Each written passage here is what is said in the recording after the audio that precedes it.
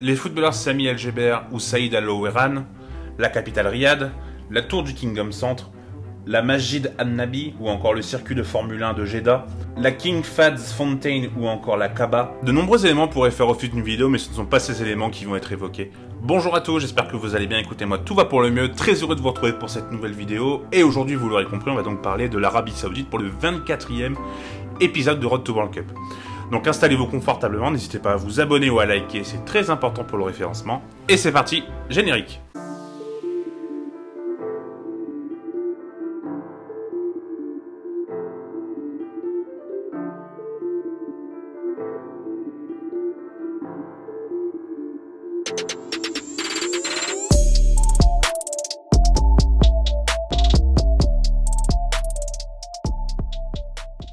L'Arabie Saoudite va participer à sa 6e Coupe du Monde. Ils ont participé en 94, 98, 2002, 2006, 2018 et donc là en 2022. Et ils ont été une fois en 8e de finale, c'était aux États-Unis en 1994. Pour leur première participation à l'histoire de la Coupe du Monde, ils avaient fini du coup 2e de la poule en ayant 6 points, tout comme les Pays-Bas et comme la Belgique, mais ils se sont qualifiés à la différence de but. Et en 8e de finale, pardon, ils ont donc perdu contre la Suède 3-1, où ils ont pris un doublé notamment de Kenneth Anderson, un super joueur pour ceux qui connaissent et qui sont un peu anciens comme moi. En tout cas, voilà, l'Arabie Saoudite a une histoire en Coupe du Monde qui est assez récente, mais c'est normal parce qu'il n'y avait pas beaucoup de pays asiatiques qui participaient auparavant à la Coupe du Monde. Donc voilà, c'est pourquoi c'est à partir de 94 qu'ils ont commencé à pouvoir participer aux Coupes du Monde. Et est-ce que cette année, l'Arabie Saoudite est capable de refaire l'exploit de 1994 et de pouvoir se qualifier à nouveau en 8e de finale? Bah honnêtement, non, ça va pas être simple. Même si le championnat saoudien est plutôt de très bonne qualité et que c'est peut-être le meilleur championnat asiatique en termes de niveau, c'est vrai que la sélection, bah c'est pas forcément un niveau très fort, parce que c'est vrai que le championnat domestique a beau être très fort. C'est vrai que par exemple si on prend la sélection du Japon, le championnat domestique japonais est peut-être un peu moins fort que celui du championnat saoudien, mais par contre on a beaucoup de joueurs qui jouent dans des équipes européennes et qu'on l'habitude de jouer avec une autre rigueur et d'autres tactiques. Et c'est vrai que ce manque de joueurs qui évoluent dans un championnat européen, c'est peut-être un frein pour cette équipe d'Arabie Saoudite, et c'est pourquoi c'est vrai que cette équipe d'Arabie Saoudite, elle est dans une forme correcte, mais on peut pas dire que ça peut être un prétendant à pouvoir passer 8e de finale. En tout cas, elle est en poule, on verra la poule après. Mais c'est vrai que c'est un peu compliqué du coup pour l'Arabie Saoudite. Et ils ont un sélectionneur qui est très bien connu en France, qui est Hervé Renard, qu'on a connu du côté de Sochaux et également du côté du LOSC, et de la sélection marocaine, il me semble, de mémoire. Et Hervé Renard, c'est un entraîneur qui est défensif, et qui colle bien, du coup, cet ADN, parce que c'est vrai que l'Arabie Saoudite n'a jamais prôné un jeu très offensif, ils ont toujours été assez défensifs, et du coup, Hervé Renard, il a réussi à il continue à apporter cette confiance d'un point de vue solidité défensive, et c'est vrai que cette équipe de l'Arabie Saoudite, elle joue avec ses armes, et elle joue de façon, c'est pas forcément la plus spectaculaire, mais elle est capable de gagner 1-0 et peut-être de poser des problèmes en jouant avec un bloc bas, parce que c'est vrai qu'il y a des équipes, notamment par exemple je pense à la France, bon la France n'est pas dans la Coupe d'Arabie Saoudite, mais il y a pas mal d'équipes qui se cassent les dents face à des blocs bas, et peut-être que ça c'est une possibilité pour l'Arabie Saoudite de pouvoir jouer les troubles faites. On va passer à la revue d'effectifs. Alors on va passer en 4-2-3-1, mais c'est un 4-2-3-1 sans vraiment un 10 plus un 8, donc c'est vraiment, comme je vous dis, assez défensif. Et petit point, avant d'entrer dans le sujet, je vous avoue, je connais quasiment personne dans cet effectif. Parce que quand je vous l'ai dit, il n'y en a aucun qui joue vraiment en Europe, j'en connais que un parce qu'il a été un petit peu en Europe, à Villarreal en l'occurrence. Mais voilà, donc je vais être assez rapide sur cette revue d'effectifs. Je suis désolé s'il y a des supporters saoudiens, mais je préfère ne pas vous mentir. Et voilà, je vais être assez direct, je pense, dans mes explications. Alors au cage, on a du coup Mohamed Al-Owais qui joue du côté de Al Hilal, qui est le meilleur club du pays. Qui est remplaçant de ce club, mais c'est vrai que il est confirmé quand même s'il a pas tant de gens en club par Hervé Renard, et c'est tout de même justifié parce que il est clairement indiscutable dans cette sélection. Il n'y a pas forcément meilleur que lui, donc ce sera lui le gardien. Au poste de latéral gauche, on devrait avoir Yasser Al-Shahrani qui joue aussi à Al Hilal. Il y a beaucoup de joueurs qui jouent à Al Hilal, vous allez voir.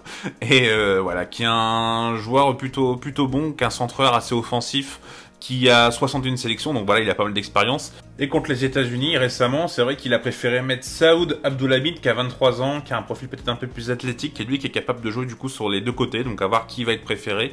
En tout cas, voilà, il y a Saoud Abdelhamid qui peut rentrer en discussion.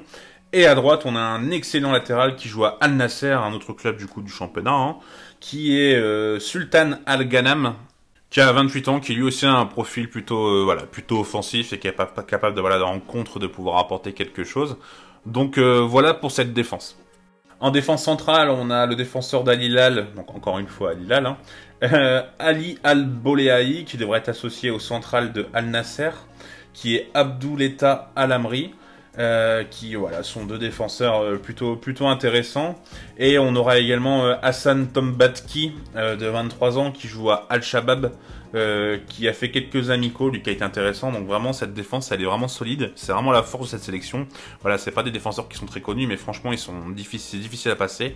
C'est vrai que j'en ai pas parlé dans la force, mais par exemple sur les 9 derniers matchs il y a eu 3-0-0, avec le 0-0 justement contre les États-Unis dont je vous parlais. Et voilà, c'est vrai que c'est une équipe qui pose des problèmes. On a du mal à marquer hein, contre eux. Il y avait également eu des matchs contre l'Islande et la Macédoine où il y a eu 1-0, deux victoires 1-0. Donc voilà, vraiment cette équipe, on a du mal à marquer des buts, et c'est notamment dû à cette charnière centrale qui est vraiment très bonne et très expérimentée. Donc voilà, ce sera vraiment leur grosse force, c'est ça. Donc on a un milieu à deux avec un milieu défensif très puissant de 1m92 qui est Mohamed Kano, qui a 28 ans, qui joue à Al Hilal. Et à ses côtés, on a Al Faraj qui joue de nouveau à Al Hilal, qui a 33 ans, qui est un peu juste physiquement, qui s'est pas mal blessé, donc à voir qui est-ce qui va être mis. On peut potentiellement avoir à sa place Abdullah Al-Malki ou Abdullah Otaïf, donc qui joue également Otaïf à Al Hilal. Et même s'il joue peu en club, bah voilà, c'est vrai que ça reste des joueurs qui peuvent potentiellement jouer à sa place. Donc voilà, hein, ce milieu qui est vraiment très défensif. Et devant, on a un joueur qui est pas vraiment un 10, qui est plus un 8. Tellement il joue bas sur le terrain. Il y a Sami Al-Najei qui joue à Al Nasser, lui de son côté, qui est donc un peu plus offensif que les deux derrière. Mais ce serait pas étonnant de voir par exemple Al Faraj à sa place, si physiquement ça va mieux. Donc vraiment, ce serait vraiment un milieu très défensif si c'est Al Faraj qui prend sa place. Ouais, franchement, voilà, ce milieu qui est plutôt défensif. Donc c'est pourquoi on a besoin un peu de ces latéraux, comme je vous expliquais, qui sont plutôt offensifs pour pouvoir apporter un peu de dynamisme à cette équipe. Parce que c'est vrai que ce milieu, à part Al-Najei, c'est vrai que c'est pas des milieux qui sont très très créateurs. Donc on a besoin de ces latéraux. Sur le côté gauche, et ce sera le joueur à suivre, il y a Salem Al-Dossari, qui est passé par Villarreal notamment, bon, qui n'est pas resté très longtemps parce qu'il a été prêté que 6 mois, il me semble, de mémoire. C'est le seul joueur que je connais vraiment bien, honnêtement, enfin que je connais bien, vraiment bien, c'est peut-être exagéré. Mais voilà, c'est un ailier gauche de 31 ans, qui est le capitaine, qui a vraiment une qualité à pouvoir se créer un peu des occasions tout seul, capable de porter le ballon, de faire des courses sur 25-30 mètres avec le ballon au pied, capable de dribbler. Je vais pas rentrer trop dans le détail, on en parlera dans le joueur à suivre, pardon. Et à droite, c'est vrai que c'est un peu moins de qualité avec Fad Al-Mouwalad, qui est un ailier d'origine sénégalaise, qui joue en plus peu cette saison à Al-Shabaab, mais bon, ça reste un joueur qui est plutôt intéressant. Et en pointe, on a une grosse interrogation. On pense que le jeune Firas Al-Bouraykan, qui joue à Al-Fateh, il fait un gros début de saison et il a joué les derniers matchs amicaux, donc il devrait jouer, il faudra le surveiller, mais voilà, c'est pas un grand neuf, quoi. C'est pas justement Al-Jaber comme on a pu le citer en début de vidéo dans l'intro. Donc voilà cette équipe de l'Arabie Saoudite, donc grosse force défensive, avec notamment 3-0-0 et 2-1-0 contre des adversaires plutôt honnêtes. Il y a eu la Macédoine notamment de mémoire, l'Islande également. Donc voilà, c'est vrai que c'est pas une grande nation, mais voilà, en tout cas ça va être vraiment difficile de leur marquer des buts. Alors ça se trouve ils vont s'en prendre 4 en poule et vous allez me ressortir cet extrait, mais en tout cas sur le papier normalement c'est censé être une équipe solide défensivement. Et dans cette poule, justement, l'Arabie Saoudite aura affaire à l'Argentine, à la Pologne et au Mexique. Alors, on a parlé que du Mexique, encore en Road to World Cup. Voilà, j'avais fait un petit peu un tirage au sort à essayer de mettre, de faire des différentes nations. Donc, c'est vrai que malheureusement, on n'a parlé que du Mexique. Le Mexique qui, n'est pas forcément dans une très très grande confiance, dans une très grosse forme, mais bon, quand même sur le papier, mérite peut-être d'être un peu au-dessus. La Pologne, c'est pareil, il y a des joueurs qui sont intéressants, on n'a toujours pas parlé non plus, mais c'est vrai que cette Pologne, normalement, devrait peut-être un peu au-dessus. Et l'Argentine, je vais pas vous spoiler, mais moi, c'est mon favori. Donc, ouais, ça va être très dur quand même de sortir de la poule, mais c'est pas non plus impossible et inimaginable, parce que comme je l'ai dit, le Mexique est pas forcément dans sa meilleure forme. La Pologne me semble peut-être un petit peu au-dessus. Mais en tout cas, voilà, ça va. Le Mexique aussi, hein, quand je dis pas en leur forme. C'est vrai que sur le papier, le Mexique est censé battre l'Arabie Saoudite. Hein, mais en tout cas, l'Arabie Saoudite aura peut-être des cartes à jouer, même si ouais, c'est vrai que je suis un peu dubitatif. Quant aux chances de l'Arabie Saoudite à pouvoir se qualifier dans cette poule, ça reste pour moi une des plus petites nations de cette Coupe du Monde. Et comme je vous l'ai dit, du coup, on va parler dans les jours à suivre de Aldo Sarri. Alors Aldo Sarri, ouais, qui a 31 ans, qui avait été prêté à Villarreal pendant 6 mois où ça avait été un peu compliqué. Qui a un ailier gauche vraiment remuant, belle qualité de dribble, vraiment capable de faire des différences.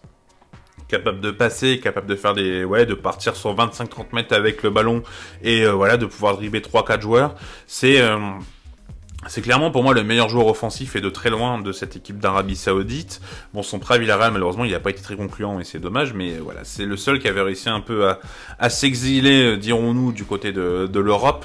Et c'est vrai que ce joueur, Aldo Sarri, c'est un bon joueur. C'est le seul que je connais, donc voilà, ça vous donne un peu le niveau, entre guillemets, de Aldo Sarri, c'est que c'est un joueur qui est un peu plus au-dessus des autres.